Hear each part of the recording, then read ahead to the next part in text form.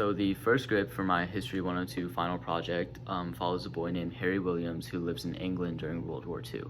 And during this time, children were forced to move to the countryside or were orphaned in towns because of the bombs that the Germans were dropping, and they had nowhere else to go. And it was basically a safe zone for them. And so Harry Williams is basically describing what his life is like since he moved, how the move was, all of his feelings, and basically his daily routine. And I hope you guys learn a lot from it. My name is Harry Williams, and I'm 10 years old. My life has changed in the past few days. My sister Jenny was killed by a bomb at school. I was at home sick when the Germans did this. I live in a town that is completely destroyed. People don't have food, and everyone has lost their job. Our life has been difficult ever since. My mum said the German army won't stop dropping bombs in our town. She said that we needed to get out very quickly. I asked her if they could just stop so we don't have to leave, but she said they tried, and nothing is working. I really didn't want to leave. I really love my home. When we left, it seemed like everyone was leaving. Everyone was waiting in a queue to leave. The streets were full of people who were scared and restless. There were also many people helping us to move out, which was very nice of them. My mom said to bring as much as you can fit in a bag. I brought some of my favorite toys, some clothes, and some of my favorite books to read. My mom brought some of her clothes, food, all of our money, and some other things that I don't remember. I was sad to leave so much behind. My dad is off fighting the bad guys, so I haven't seen him in a long time. What if he doesn't know we moved? What will he do? My mum moved us to the countryside, which is far away from my first home. But I guess the bad guys won't hurt us there, so my mum said it is better for us. My home is much smaller now, and there's more grass and trees around me. It is fun to play in the yard and not be surrounded by cars in a city. I don't really like it, but Mum says it's the best we can do. The school in my first home was destroyed by the bombs also. I can't really learn anything now because a lot of the teachers have left to fight. I think we are getting some new teachers soon though. I have school every morning and it is only 5 hours long. I do enjoy it, but I miss my old school. The school I go to is very packed and we have regular drills in case another bombing was to happen.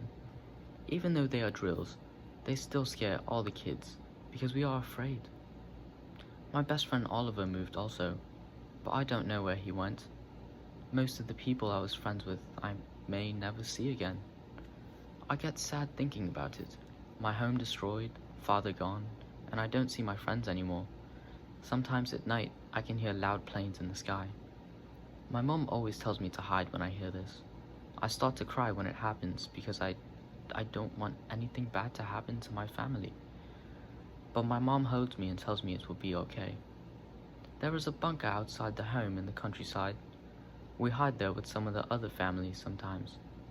They are very nice to me. Finding food is hard too. We must split the food into smaller pieces so we can save it for later. My stomach hurts so bad sometimes, but I know I need to get through it. My favorite meal my mom makes is either eggs or steak. They both taste really good, but are sometimes hard to find. There are different books for the food rations, but my mom keeps track of those. She uses the blue ones a lot because she tells me I need to eat more fruit to stay healthy. My clothes have also gotten smelly since I haven't washed them. I wear a white shirt, a brown vest, and trousers. I have pajama bottoms that are too small for me, but they are still super cozy. Sometimes when I'm bored or when mom is cooking, I play games to distract myself from everything that is going on. My favorite toy is a car with a duck on it and it has a string.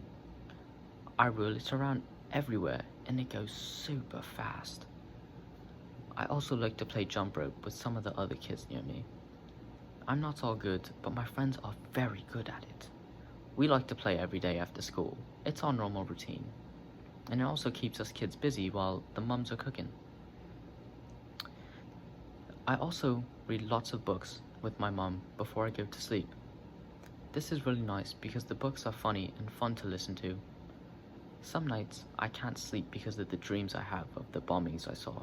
It reminds me of Jenny. I think these will continue to happen. I pray every night that life will get better. All I want is to have my family back together, happy when the war is over. So for the second video in my final History 102 project, I will be portraying a character named Sergeant Bradley.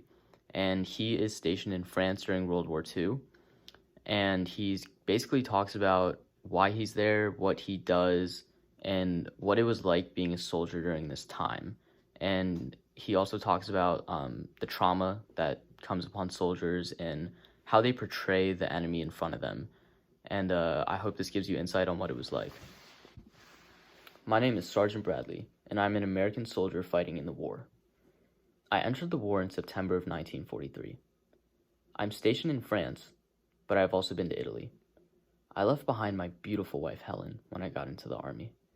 I do miss her dearly. Although I want to go home so badly, I refuse to let the Germans advance more. It is my duty to fight for my country so that others can be safe. I'm currently living in a trench with my fellow soldiers. The conditions are nasty, but I have to make the most of what I have. Many of my peers are sick due to the weather and the lack of warmth. We're not sure if some will make it. We all live with the constant fear of a mortar shot coming through our trench or an enemy advance that we do not see in time. Each night from 12 a.m. to 3 a.m., I am on watch duty. This means I walk around and look out for any incoming attacks or spies looking for our camp. I smoke cigarettes to keep myself up during watch also. After this, I sleep with my M1 Garand clutched to my chest and pray that we don't get attacked. On my waist, I carry a sidearm and 2 hand grenades. My sleeping bag is way too small for me to fit into, so I sleep on it and I put a blanket over me. There's some nights I can't sleep and others where I wish I could sleep forever. I've gotten used to the weight of all my gear, so it doesn't bother me anymore. Due to the cold weather, I have long johns, a raincoat, sweaters, an extra pair of socks, and a cap. This doesn't include all the ammunitions I need to carry from my bag. All this weight sometimes kills my back though. It hurts to walk sometimes, but I know I just gotta push through the pain. After all, it is better than being shot. When I wake up, I go straight to work. If I'm not fighting, I'm helping dig a trench or rebuild defenses. I also have to clean my guns and make sure I'm loaded up. Us infantrymen, we do what our squad leader tells us to do. Other than that, we don't get to play a part in the planning of things. I sometimes suggest ideas to my squad leader, but who knows if he is listening. Sometimes when we are moving camp to another location, I don't shower for months. I have blisters and cuts everywhere, and the cold weather doesn't help it either. I've sometimes had to steal boots from towns we passed because mine were so ripped up. Food is another thing I need to preserve. I'm equipped with C rations, which is the best food that I can get. There's stew, meat, ham, potatoes, and more. I try to eat at least 3 times a day to keep my physical condition up. These last longer than reserve rations that were used in World War I, which I like better. Sleep is very important during these times too. If soldiers don't rest up, they start to go crazy. I've seen some of my fellow soldiers kill themselves because of how brutal this war is. Passing towns with dead civilians, seeing their brothers in arms die to German hands. To me, killing those crots is a personal matter. The effect war has on one's mind is not something you want to experience. Trust me. When I'm fighting, my mind is completely focused and aware of my surroundings. For instance, yesterday afternoon we experienced gunfire from within the trees. Of course we fired blindly back. We went back and forth till 2 German tanks came out of the forest. We were pinned down by all the gunfire. We managed to dwindle the German soldiers' numbers because we had the cover of the trench while they had nothing. I saw my friend Bucky get hit in the heart by a German soldier. I called the medic, but he didn't survive. We were lucky to get out of the situation. I guess I got the best squad out there. When I have free time, which I rarely do, me and the boys would play poker. We all had a deck of cards and would play for however long we could. This got our minds off the war and allowed us to have some fun with each other. If this war has taught me one thing, it is that my training did not prepare me for what was to come. The cold nights, limited food at times, the personal trauma inflicted on me. One thing I did learn is that my squad is my family, and I would take a bullet for each and every one of them. I know each of their strengths and each of their weaknesses and the type of person that they are.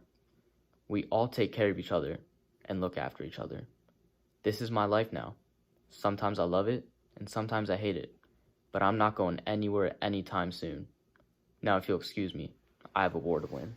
In the last script for my History 102 final project, I am portraying a lady named Carol Williams, who is a lady from Connecticut, and her husband is off at war, so she took upon a factory job that produced nails, but they soon started to produce magazine clips for the Springfield rifle. And what she talks about is what the factories are like, what it's like for women working in the factories and their impact in the war effort, and also the people who influence them to work and why they're doing it. And I hope this gives you a good perspective on why women were so important during World War II. Hi there, my name is Carol Williams, and I'm from Connecticut. Since the war started, many women around here have had their husbands gone at war. This left jobs open, so us women started to take them and take a bigger role in society. I took a job at a factory that produced nails, but we did not make nails for long as the war progressed. Eventually, we started to produce magazine clips for the Springfield rifle. It is a rifle that has a capacity of 5 bullets with a bolt-action shot. Making these are fun, but oh boy does it get tiring being in that factory all day. I also have 2 kids to manage at home. It is hard to manage my work and children because I'm gone for most of the day during the week. But my sister Beth stays at home while I'm gone. After all, we really need the money. It is so sad to see that us women get paid half as much as what men got paid, especially right now. I work hard and I feel underappreciated for the amount of work that I do and for the amount of time that I've been putting into it. Not only am I doing this for money, but to support the troops putting their life on the line to win this war. Every day when I wake up, I look at a picture of Rosie the Riveter that I have in my bedroom. This woman is the role model for all women in the workforce during this time. She makes me feel like I serve a purpose in the factory, and she makes me want to work as hard as I ever have. She is another reason I needed to join the war effort. My day starts at 6:30 a.m. sharp. I wake up, make some food for my children, and make sure that I'm ready for the day ahead of me. Before I start work, I put on my overalls and my red bandana. The overalls are the normal uniform. The bandana is to hold back my hair, but it is also red because I want to be like Rosie the Riveter. She is so empowering. My overalls are made of denim and have a loose fit, but the waist fits just perfect. I also wear long sleeves to protect my arms from getting hurt. I wear boots to keep my feet protected. They aren't the most comfy, but they get the job done. Then for the whole day, I'm just making magazine clips. The work environment is filthy, but us girls can handle it. To describe it, there's dirt and oil all over the floor. My hands smell like I haven't washed them in days. The noise is the loudest thing you will ever hear, and people are crammed in. One of the worst things is the heat in the factory. Since everyone is so crowded together and all of the machines are being used, it is hard to handle. There are people who pass out every day because of dehydration mixed with the heat. There have been many injuries in the factory, but this is mainly due to some women not wearing gloves or not putting their hair up. Around 2 o'clock, I go to eat my lunch. This is one of my favorite parts of the day because I can chat with my lady friends and talk about our day and how their families and kids are. After lunch, I start to work my long hours again. I usually do not want to keep working because of how tired I get in my day. Being on my feet all day makes me have aches and blisters, and it sometimes hurts to walk. Not to mention, I'm covered in sweat and dehydrated. I come home, eat a good dinner, say goodnight to my children, and I go to bed. The next day, I do the same thing. My sister always asks why I chose such a hard job. I tell her if there are other women willing to work for the war effort while their husbands are away, then I should be able to do that also. It really empowers me to see so many strong women doing all of this hard work. Also, working towards the war effort means I get paid more. It is still significantly less than what a man would be paid, but I will take as much as I can get. I also have the benefit of taking holidays off to spend with my family. That is a really nice treat for me.